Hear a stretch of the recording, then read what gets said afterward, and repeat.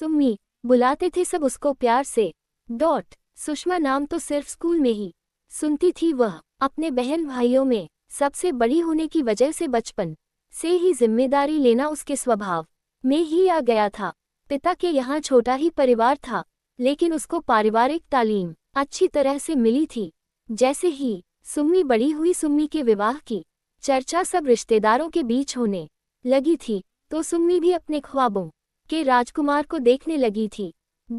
पढ़ने में मेधावी सुम्मी भी कहीं न कहीं व्यवसाय राजकुमार, जो बड़े परिवार का बेटा था। जहां सुम्मी छोटे परिवार की बड़ी बेटी थी, वही संजू बड़े परिवार का छोटा बेटा था। सुम्मी और संजू दोनों का विवाह तय हो गया। संस्कारी सुम्मी ने नई दहलीज पर अनेक ख्वाबों को संजोकर कदम रखा। कुछ ख्वाब मुकम्मल हुए तो कुछ अधूरे ही रहे। सुम्मी को जहां छोटे परिवार के अनुसार थोड़ा सामान बनाने की आदत थी, वहीं सुम्मी के परिवार में ज्यादा सामान बनाने की सीख मिली। नई बहू के आने से न केवल बच्चे खुश थे, बल्कि उसके संस्कारों ने उसके बुजुर्ग सास ससुर को भी गांव से शुरू में भीड़ महसूस करने वाली सुम्मी बड़े परिवार में सामंजस्य बिठाने लग गई थी। सबकी इच्छाओं को पूरी करते करते नई बहू कब सबकी चहेती बन गई पता ही नहीं चला। भरे पूरे परिवार में बस एक ही कमी थी कि सुम्मी की बड़ी जेठानी को कोई बच्चा नहीं हुआ था। मातृत्व सुख से वंचित सुम्मी की जेठानी मीना अक्सर उदास हो जाया करती थी। सुम्मी के दूरदर्शी आंखों ने मीना का दर्द समझ लिया और अपनी पहली ही संतान को जेठानी को देने की बात अपने पति संजू से कही। संजू की स्वीकृति के बाद बात मीना तक पहुंची। मीना ने सुम्मी से कहा, मुझे बेहद खुशी है कि तुमने मेरी पीड़ा को समझा और इतना अच्छा हल बताया, लेकिन मेरी भी एक गुजारिश है कि मैं तुम्हारी पहली संतान गोद नहीं लूंगी। तुम्हें मातृत्व सुख से तृप्त करके ही मैं मां बनूंगी। सुम्मी सबसे छोटी होने के कारण सुम्मी की सास उसे नई बहू ही पुकारती थी।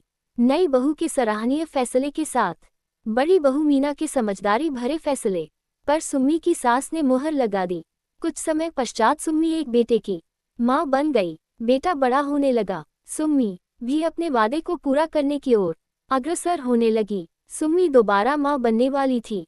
उसने जेठानी से निश्चय करवाया कि ये बच्चा आपका ही होगा। मीना जैसे सूखे दरख्त को पानी मिल गया हो, उसने मूक सहमति दे दी। संतति का देना और लेना दोनों ही स्त्री के स्त्रीत्व के बड़े बलिदान हैं। 9 महीने दोनों ही माँओं की कोख में पल रही संतान का एक दिन संसार में आगमन हो ही गया।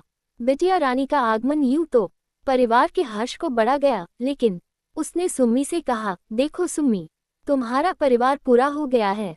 मुझे लगता है गुड़िया को तुम्हें ही रखना चाहिए। बहन को भाई और भाई को बहन भी मिल जाएगी। सुम्मी ने भरी आंखों से कहा, दीदी आप कैसी बात कर दी? आपके पास जाने से क्या ये बहन भाई नहीं रह पाएंगे? और रही बात मेरे परिवार पूरा होने की, वो तो आगे भी पूरा हो जाएगा, लेकिन 9 महीने आपकी ममता ने जो तपस्या की है, उसका मूल्य कौन चुकाएगा? आप ही गुड़िया की एकमात्र माँ होगी। भाव विभोर होकर मीना ने गुड़िया को सीने से लगा लिया। ममता से वर्षों से सूखे स्तनों में मानो दूध का अविरल प्रवाह बह गया हो।